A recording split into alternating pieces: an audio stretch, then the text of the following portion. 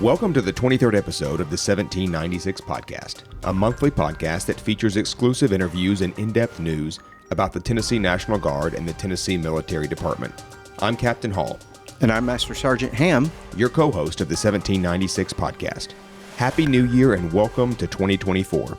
We're excited to take a moment in January of this year to do a year in review from 2023. We'll be looking back at 2023 and discussing some of our favorite episodes. Sergeant Ham, Happy New Year. Welcome to 2024. Excited to be here at January Drill. Happy New Year to you as well, and I'm excited for this episode. This is going to be a lot of fun. Well, we are excited to explore the 2023 highlights from our podcast. We had a lot of great interviews, a lot of great discussions. Sergeant Ham, I'll kick it to you. What were your favorite highlights from the 2023 season of the 1796 podcast? I have several favorites, but I have to say, as far as episodes go, as a whole, my favorite episode was the one where we commemorated the 30th anniversary of the Battle of Mogadishu. Master Sergeant Jay Survey, who was there, boots on the ground, as a medic, and what he experienced during that Battle of Mogadishu. And a lot of people remember the movie Black Hawk Down, and he used that movie to kind of add reference points for his story. And it was just amazing to hear his story and how that affected him. So emotional, so impactful, and just an amazing story to listen to. That really was an exceptional episode, and we'll take a moment now to listen to a clip of that interview. And then it started happening. Then, because we didn't know that the Black Hawk had gone down yet. Sure. Right? We just knew that we were taking on patients. Well, about the third or fourth patient, one of the buddies that I made that I was telling you about that said, Jay, what's happening? We're in a battle. Right. One of the birds went down, and we're going in to get him. Right. So, right. You know, pray for us, because they knew I was praying. Yeah. They knew I was a man of faith. Sure. Right. Yeah. And they were buddies. So, I was like, okay, let's do it, man. And anyway, we started. So that they started coming in with these guys, and they were messed up. So you got to remember, this is my first, besides practicing on a dummy in school. Right. A mannequin. My first real experience with trauma. Absolutely. But and then the pace kept coming. It got faster, and more were showing up, and now the guys are in tears, right? Yeah. So they're just, and they have to keep running off, into the dark. Because it's still going on. It's still going on. You got to keep going. You got to keep going. You got to keep going. I don't remember how many patients in I was. They carried one guy in. He's unconscious, but he's breathing. And then one of the guys trailing the cot handed me his hand, right? Right. And and I'm like, he goes, that's his. I was like, okay. And I can remember it like it was, yesterday. Yeah. Because the watch was still on the wrist, so it got him about mid forearm, and the watch was still working, and there was a wedding ring on his, a makeshift wedding ring, And I saw Sure. something, and I was like, hold on a minute. And I reached back to my buddy and said, what is this? Help me out. And he was like, don't stop. Yeah. Don't touch him. Mm-hmm. And I'm like, what? He said, that's an RPG round that had not triggered itself. That's how low they were flying. Well, it lodged in his chest. Wow. Well, we ended up having to take him out Away from. and bury him alive Oh, my goodness. in sandbags Yeah. until EOD got there. Sure. Now, he was unconscious. Yeah. He didn't know what was going on, but he was still breathing. Yeah. I'm just out of college. Sure. Okay, so it's crazy. And I'm not even processing any of that yet. And we're still going. I think it went 72 hours, about 3 days of the battle. And there were lulls. There were like little breaks. You're never on break, really, but, like breaks in the massive amount of people you're receiving. Did you just nap over to Well, the we side got or ready. keep No, I going, didn't or- sleep for 3 days. Okay. Okay. We stayed up on coffee and adrenaline and just kept pumping. The intensity piece of that was 72 hours. Yeah. 71 patients, and 19 of those being special forces that were killed in action. Yeah. Which was, once you got to slow down and settle down a little bit, it set in on most of us. So the weeping and the isolation piece and not knowing how to think or what to think. So if anything comes out of that, the mental health of our soldiers is very important. Very important. Absolutely. And it's real. It Yeah. is. I know we talk about it, but you don't see it. So you're just kind of like, you blow it off sometimes in people. But man, if they've been through things, they're dealing, I promise. Because I'm still carrying it today. I mean, I just started crying a little bit, you know what I mean, about the injuries. So you end up carrying that for the rest of your life. That's why freedom is such a precious commodity that we have because of the price, and when you're young and dumb and ignorant, like I said earlier, freedom is this thing. It's just a thing that we talk about. It's, it's colors and a thing that we talk about in America, right? But man, it's a privilege and it's earned. And we should always think of those that have served. Absolutely. Yep. The thing that jumped out at me right away was, war's not pretty. War's ugly. And some of the stories that were it makes the hair stand up on your arm. The gentleman who took the RPG round to the chest kind of made my blood run cold when he told that story. And this whole interview was just a roller coaster of emotions. I cried and I laughed along with them. When he mentioned freedom being such a valuable commodity, and you could hear him choke up, to me, it spoke volumes. One of the things that jumped out to me was how, as a human being, what we're physically able to handle, what we're emotionally able to handle, mentally able to handle, and push forward in the moment is amazing. But Master Sergeant Cervais brought up a very, very good point in that you carry that stuff with you. It doesn't go away. And your mental health is something that is affected by that. And he was a big advocate for getting help if you carry those mental and emotional scars, and how to move forward beyond that. And that was I think, as important a message during that interview as any of the others. Truly one of my favorite episodes as well. Having listened to all of them and being a part of all the episodes, there is something really special about hearing his story and hearing the impact of Tennessee Guardsmen in that moment in time. So, okay, Captain Hall, now over to you. What is it that jumped out to you last year in 2023? Well, in the spirit of sacrifice and understanding the importance of freedom, the episode that really stood out to me in terms of making me think about patriotism and freedom and what it actually means that the military does day in and day out around the world was our June 2023 episode, where we explored the history of Tennesseans' role in the D-Day invasion and in World War II in general. Yes. And, the Tennessee mantra of being the volunteer state is something that every Tennessean knows, but when you really dig deeply into the impact that Tennesseans had on World War II and in every conflict in the history of our country, it really is remarkable how our state has contributed to the freedom of our nation and to the freedom of others in a way that very few other states can say. So now we'll go to a clip from that episode. The 30th Infantry Division, composed of National Guard units from the Carolinas and Tennessee, landed in Normandy shortly after D-Day. The division, originally formed in 1917, was reactivated in 1940 after Nazi Germany invaded neighboring Poland. The nickname of the 30th Division was Old Hickory, named after President Andrew Jackson, a Tennessee native. In June of 1944, units of the 30th stormed the Normandy beaches following the D-Day invasion. Later that year, the unit fought in the Battle of the Bulge and helped to repulse the German attack. In March of 1945, the 30th Division crossed the Rhine River and quickly advanced to Magdeburg by April 17th. A component of the 30th Division, the 117th Infantry Regiment, was comprised primarily of Tennessee Guardsmen.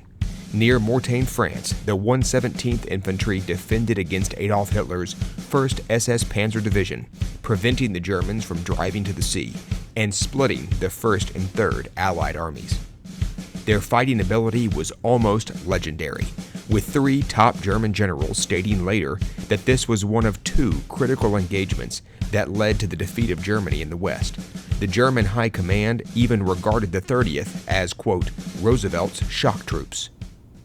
Pretty amazing stuff when you think of what Tennessee as a state has brought to the table over the years, especially in large conflicts like World War II. That's exactly right, Sergeant Ham. Now, I'll kick it back to you. What was another episode that stood out to you in 2023? Well, I have to say one of my all-time favorites, and that's just me being a little biased, is our final interview with Lieutenant Colonel Malone. What an amazing personality. Such a fantastic guy to work for and work with. I have to say, one of my favorite bosses that I've ever had. And he said some things when we were interviewing him that really jumped out at me that I really want to take to heart for me personally. But of course, Colonel Malone can say it far better than me, so let's let him say it and then we can discuss it. If you have one piece of leadership advice for our audience, what would it be? I always tell junior people that I have with me, or not, if they ask or if I get a chance to mentor them a little bit, I say the most important job is the one you have right now. You do it to the best of your ability. Whatever comes next will take care of itself, right? Because people will see that. People will see what you're doing, seeing that you're doing a good job. The reward for good work is more good work, right? So and that may lead to the next position and the next job and that next promotion. So I always start there. And there's other pieces of advice that follow on and come after that. But that's usually where I start. What great advice for those of us in the military, because it's as we progress through our military careers, there's always that opportunity to talk about what's next and to think about what's next. But preparing for the next job by doing the current job you have well is something that is hard to remember, but that's great advice from Colonel Malone. Absolutely, and it ties in really with our core values in the United States Air Force, which are integrity first, service before self, and excellence in all we do. Excellence in all we do, including what you're doing right now. Even if it's not the job you want for yourself for the future, the one you have still requires excellence. So what's the next interview that jumped out to you? Well, it's hard not to be really excited about the interview with Randy Boyd, the president of the University of Tennessee. I'm a huge Tennessee fan. And that episode also included a great interview with State Representative Jerome Moon, who was one of the lead sponsors of the Strong Act, which a tremendous number of guardsmen have taken advantage of to further their education. And both of those leaders offered really great advice.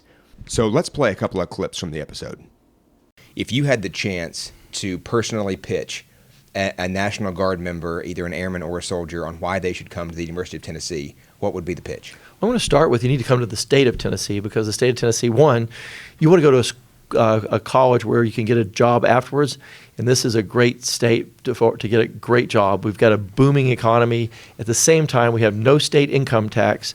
And we've got some of the best education resources across the state. So it's just a great place to live and raise a family and get a great job. So kind of begin with the end in mind. Come to the state of Tennessee because this is where you're going to get a fantastic job. And then within the institution itself, back in 2013, the first time I was working with Governor Haslam, our Commissioner for Veterans Affairs, Colonel Minnie Bears Grinder, and I created a task force to make Tennessee the most veteran-friendly state in America when it comes to getting your education. And many of our universities created veteran centers and a whole series of support programs to make sure that we were the best state in America to come and get an education. Within the University of Tennessee, we're building on that and trying to make sure that with the specific programs that we talked about, with all the wraparound support that we have, and then with the financial aid that we have, and with the choice that we have of all the different campuses and programs, that this would be the absolute best place. So first, you want to live in Tennessee, you want to build your family in Tennessee, you want to get an education in Tennessee, and if you're going to get an education in Tennessee, you want to come to the University of Tennessee. President Boyd, what is your best leadership advice for our listeners? Dare mighty things. Be bold, think big. There's a lot of other things we could add. That's a really hard question, but I'll start with that. One of the reasons we wanted to have you on the podcast, and we're so excited that you're joining us, is that you were one of the lead sponsors of the Strong Act. And many of our listeners will remember we've had the opportunity to talk about the Strong Act quite a bit for the past few podcasts. And we even had one podcast specifically focused on education benefits that are available to members.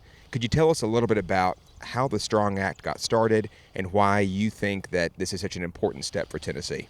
Well, I was honored. It was a way to give back to those who have served and who are serving. And it was a great opportunity to become involved in that process of passing that piece of legislation. Thucydides said, I think 2,500 years ago, if you separate scholars from warriors, you'll have thinkers who are cowards and warriors who are fools. So it's as appropriate today. Who would ever thought one of the most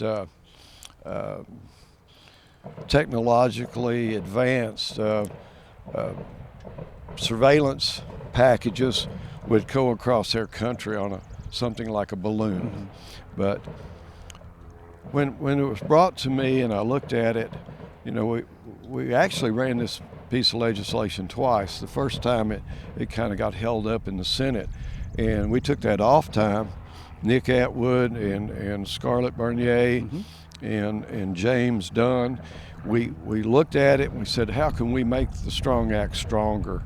And we actually did. We brought lab fees in, and we brought some things where ROTC candidates in their college systems were being penalized by being ROTC candidates because they have certain required courses they have to take, and they would come up short their senior year in funding.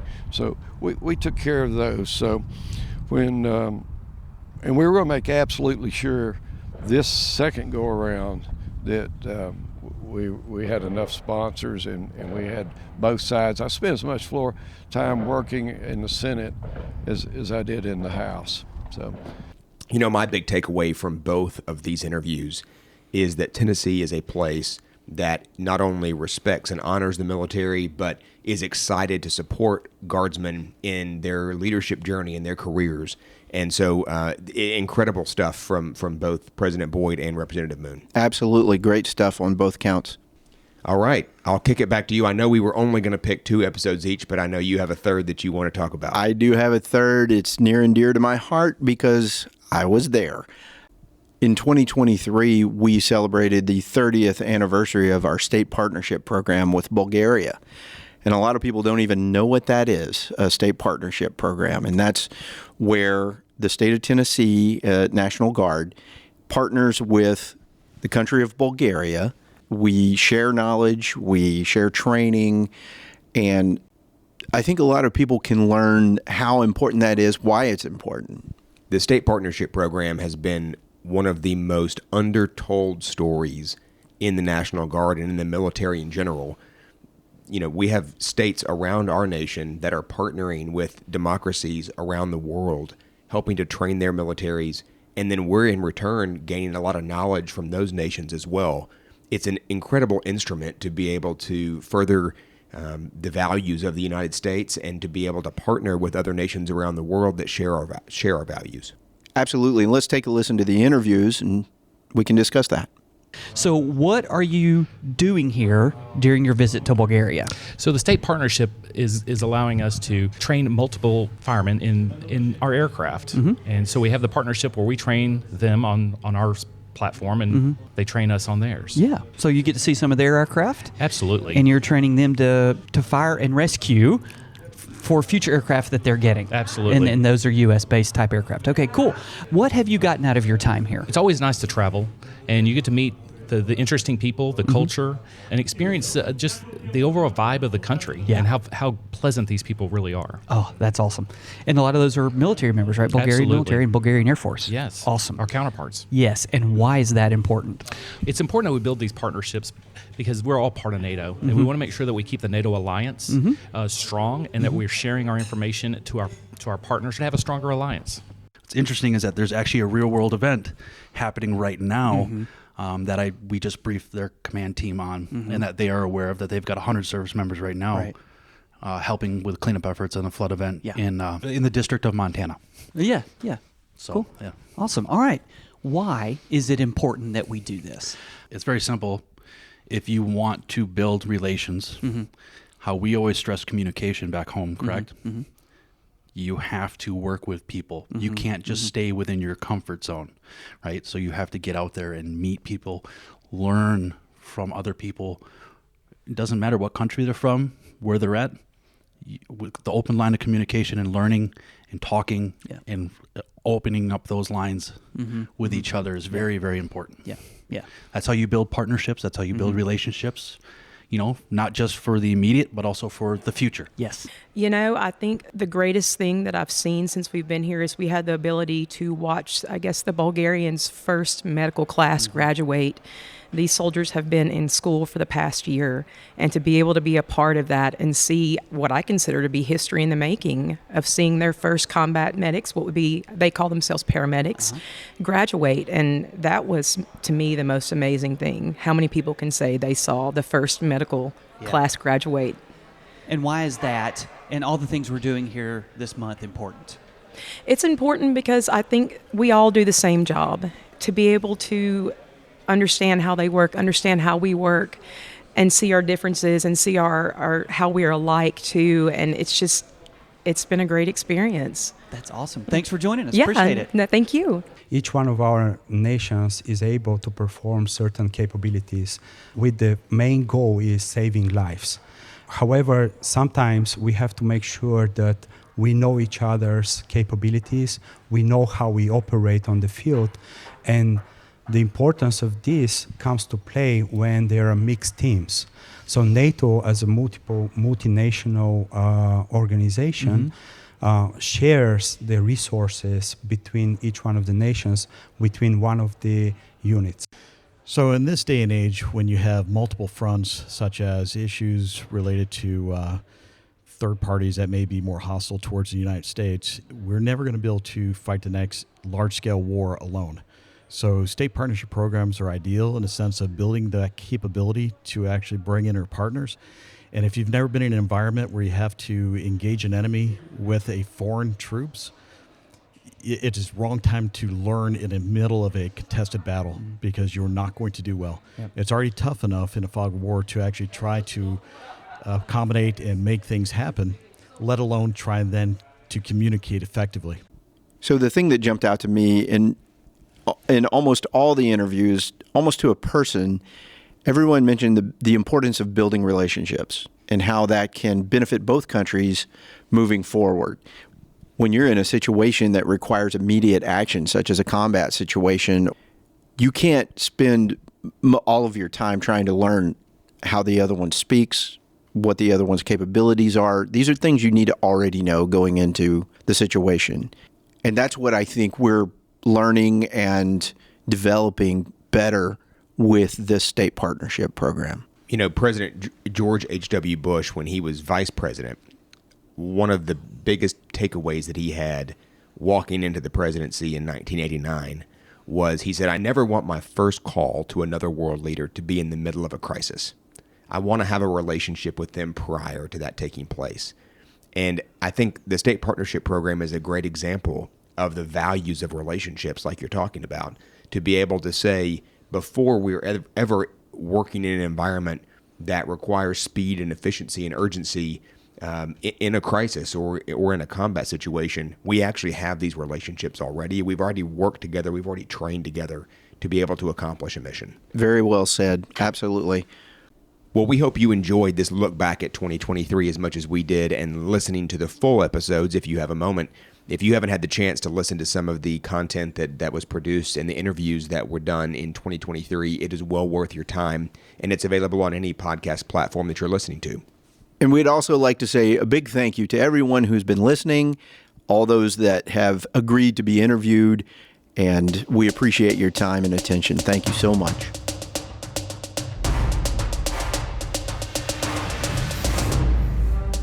Thanks for listening to the 1796 podcast. If you like what you heard, please consider subscribing, sharing this episode with friends, and giving us a 5-star review. The 1796 podcast is produced by the Airmen and Soldiers of the Tennessee National Guard Joint Public Affairs Office. For more information, please visit www.tn.gov/military.